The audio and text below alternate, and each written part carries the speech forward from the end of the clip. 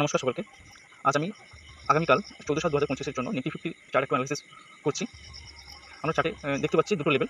একটা হচ্ছে 50,695 যেখানে মার্কেট রেজিস্ট্যান্স নিয়েছে। আরেকটা লেভেল হচ্ছে 24,863 থেকে 24,928 যেখানে মার্কেট সাপোর্ট নিয়েছে। 24,863 থেকে 24,928 এই জোনটাতে কিন্তু বারবার কিন্তু সেলাররা কিন্তু অ্যাক্টিভ হয়েছে। আমরা চার্টটা একটু দেখে নিই। প্রথমত এই একটা বড় ক্যান্ডেল যেটা খুব স্ট্রং বুলিশ ক্যান্ডেল ছিল। নেক্সট এখানে একটা স্ট্রং বুলিশ ক্যান্ডেল।